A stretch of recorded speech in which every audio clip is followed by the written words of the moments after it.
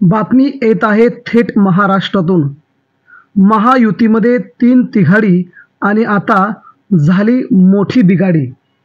महाराष्ट्रातून सध्या महायुतीमध्ये सर्वात मोठ्या बंड आणि या बंडातून हा नेता महायुतीतून बाहेर। मित्रांनो, बातमी सविस्तर बघूया।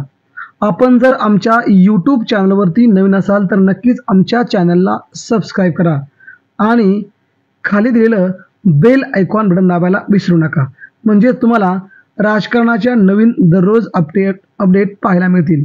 मित्रांनो, सध्या महाराष्ट्रामध्ये लोकसभा निवडणुका पार पडल्या।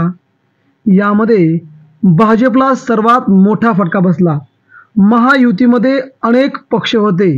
महादेव जानकरांचा पक्ष, बच्चू कडूंचा पक्ष, बहुजन विकास आघाडी पक्ष, नवनीत राणांचा पक्ष असे मिळून छोटे मोठे 22 पक्ष लोकसभेला सामोरे गेले।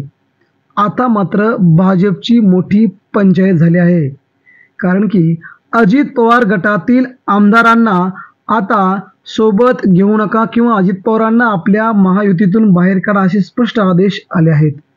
अजित पवारांमुळेच भाजपच्या सगळ्या खासदारांना मोठा फटका बसला, त्याचाच फटका शिंदेंना देखील बसलाय अशी सध्या खात्रीलायक सूत्रांची माहिती आहे।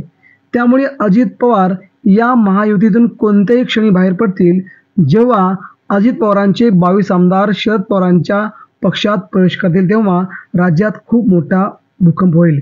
मित्रांनो, यावरती आपल्याला काय वाटतं, अजित पवारांनी बाहेर पडावं का